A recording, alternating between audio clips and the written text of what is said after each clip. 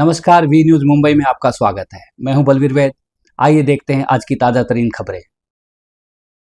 411 number में dumping ground का फैसला रद्द। विधायक स्नेहा दुबे ने बाजी मारी। नालासोपारा पश्चिम के घासगांव सर्वे 411 ब में डंपिंग ग्राउंड और एसटीपी बनाने के फैसले को वसई विरार महानगर पालिका ने रद्द कर दिया है। ऐसा वसई क्षेत्र के समीप पड़ने वाले गांव वालों के दबाव में किया है, क्योंकि यहां डंपिंग ग्राउंड बनने से वसई के हरित पट्टे की सुंदरता तहस नहस हो जाती। सिर्फ इतना ही नहीं, आसपास के माणिकपुर गांव, घास गांव, गिरिज गांव, सोपारा गांव और 411 सर्वे नंबर में बनी सैकड़ों अवैध इमारत में रहने वाले हजारों लोगों का दुर्गंध और बीमारी से बेहाल होना तय था। यहाँ पर वसई किला, बौद्ध स्तूप, निर्मल, समुद्री पट्टा इत्यादि पर्यटन स्थल पर भी इसका बुरा प्रभाव पड़। शहर के बीचों बीच होने वाले इस कचरे के ढेर का आम जनता और बहुजन विकास आघाड़ी, भाजपा, कांग्रेस, लगभग सभी पक्ष के लोगों ने इसका जमकर विरोध किया।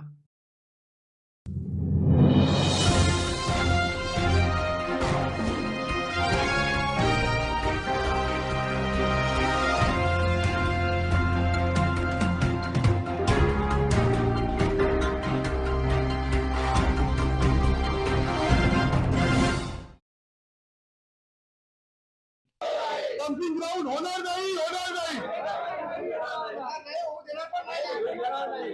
आम्ही या शासनाचा आणि महानगरपालिकेचा आज खास निषेध करीत आहोत की 23 जानेवारी रोजी त्यांनी एक नोटिफिकेशन काढलेलं आहे की गास सर्वे नंबर 411A-B मध्ये जवळजवळ 38 एकरचं डंपिंग ग्राउंड आणि एसटीपी प्लॅन त्या लोकांनी सँक्शन केलेला आहे, रिझर्वेशन मध्ये टाकलेला आहे. परंतु सर्वप्रथम एखादा नोटिफिकेशन काढण्या अगोदर त्या विभागातील त्या नागरिकांचा हरकती आणि सजेशन घेणं फार महत्वाचं असतं. असं कोणताही विषय न करता 23 जानेवारी रोजी शासनाने हे पत्र काढलेलं आहे आणि ह्या गास गावामध्ये डंपिंग ग्राउंड त्यांनी सजेस्ट केलेला आहे. यासाठी आमच्या या हरित पट्ट्यातील प्रत्येक व्यक्तीचा विरोध आहे, कारण हा ग्रामीण भागातील, हा वसई तालुक्यातील एक ऑक्सिजनचा ऑफिस आहे. या ठिकाणी फक्त आणि फक्त गेल्या 150 वर्षापासून ग्रीनरी या आमच्या वाडवडिलांपासून जपलेली आहे आणि ती ग्रीनरी आम्हाला या ठिकाणी टिकवायची आहे. त्यामुळे या ठिकाणी आम्ही कोणत्याही प्रकारचं डंपिंग ग्राउंड किंवा एसटीपी प्लॅन होऊ देणार नाही.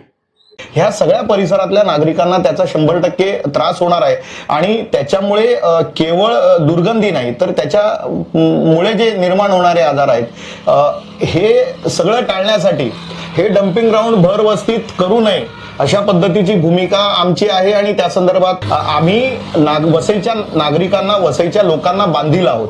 त्यामुळे जे वसईच्या लोकांच्या हिताचं नसेल त्याच्या विरोधात किंवा त्याच्यावरती आक्षेप घेणं ही आमची जबाबदारी आहे. त्यामुळे आम्ही भारतीय जनता पक्षाचे कार्यकर्ते म्हणून आणि वसईकर नागरिक म्हणून त्या ठिकाणी आमची भूमिका मांडतोय आणि त्या पद्धतीने आक्षेप आम्ही नोंदवलेला आहे.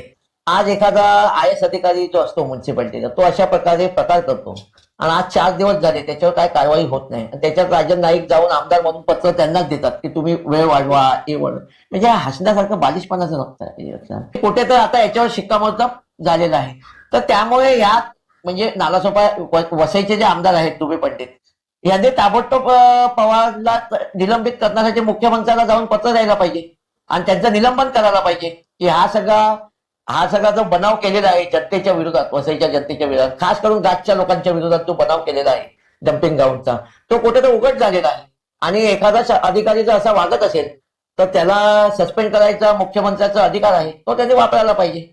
लोगों के जबरदस्त विरोध का असर यह हुआ कि विधायक स्नेहा दुबे पंडित एक बार फिर दौदी मुख्यमंत्री देवेंद्र फडणवीस के पास जा पहुंची और अब की बार खाली हाथ नहीं लौटी. उसने मुख्यमंत्री से तुरंत महानगर पालिका को आदेश देने लगाया और नतीजा 411 का डंपिंग ग्राउंड आरक्षण तत्काल प्रभाव से रद्द कर दिया. यह समस्त वसई वासियों के लिए खुशी की बात है.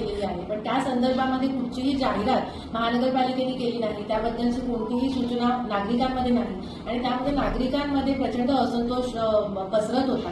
ह्याची दखल घेऊन 28 फेब्रुवारीलाच मी तात्काळ विधानसभेमध्ये अधिवेशन सुरू होतं त्याच्या पूर्वतयारीच्या बैठकीमध्ये असतानाच एक पत्र लिहिलं आणि तीव्र आक्षेप महानगरपालिकेकडे नोंदवला आणि ते महानगरपालिकेकडे पत्र पाठवलं आयुक्तांसाठी. आणि त्यानंतर 3 मार्च रोजी मी पहिल्याच दिवशी अधिवेशनाच्या माननीय मुख्यमंत्री देवेंद्रजी फडणवीस यांची भेट घेतली आणि त्यांच्या लक्षामध्ये हा विषय आणून दिला की ज्या गोष्टीसाठी आचोळ्यामधल्या 41 बिल्डिंग तोडल्या गेल्या की एसटीपी आणि डंपिंग डम्पिंग ग्राउंडचं रिझर्वेशन त्या जागी आहे आणि ती जागा महानगरपालिकेला डम्पिंग ग्राउंड आणि एसटीपी साठी आवश्यक आहे, अशा प्रकारचे ऍफिडेव्हिट महानगरपालिकेने हायकोर्टामध्ये केलं आणि त्याची दखल घेऊन हायकोर्टाने त्या बिल्डिंग निष्कासित करण्याचा आदेश दिला. मात्र ते बिल्डिंग पाडल्यानंतर महानगरपालिकेने रिझर्वेशन हटवण्याचा जो काही जे काही प्रयत्न सुरू केले त्यामध्ये महानगरपालिकेच्या हेतूवर संशय निर्माण होतो आणि हे जागा कोणासाठी आता खाली करून देत हा प्रश्न निर्माण होतो. तसं मी पत्रातही नमूद केलं होतं आणि हीच गोष्ट मी मुख्यमंत्र्यांच्याही लक्षात आणून दिली आणि माननीय मुख्यमंत्री देवेंद्रजी यांनी याची त्वरित दखल घेऊन त्यांनी तिथेच मला सांगितलं की हे अन्यायकारक आहे, हे असं होऊ देणार नाही. त्यांनी तिथे पत्रावर रिमार्क दिले आणि तशा सूचना त्यांनी ताबडतोब महानगरपालिकेला केल्या आणि त्यांच्या या त्वरित निर्णयामुळे आणि त्वरित जी त्यांनी ऍक्शन घेतली त्यामुळे आज महानगरपालिकेने पुन्हा एक पत्र जारी केलेलं आहे की हे रिझर्वेशन जे काही पत्र जारी केलं होतं ते रद्द करण्यात येत आहे. त्यामुळे मी कर्तव्यदक्ष आणि लोकाभिमुख शासनाचे मुख्यमंत्री श्री देवेंद्रजी फडणवीस यांचे मनापासून आभार व्यक्त करते की त्यांनी लोकांच्या मनामध्ये असणाऱ्या असंतोषाची दखल घेतली आणि महानगरपालिका जो काही अन्यायकारक निर्णय घेत होती त्याला रोख लावली त्यांनी. त्यामुळे मुख्यमंत्र्यांचे संपूर्ण वसईकर जनतेच्या वतीने मी आभार व्यक्त करते आणि अशाच पद्धतीने लोकांनी जागरूक राहून लोकांच्या प्रश्नांवरती आवाज उठवण्याची विनंती मी सगळ्याच लोकांना करते आणि मी लोकप्रतिनिधी म्हणून नेहमी वसईकरांच्या सोबत राहीन ही ग्वाही देते. आज के बुलेटिन में बस इतना ही, और खबरों के साथ फिर मिलेंगे. तब तक के लिए नमस्कार.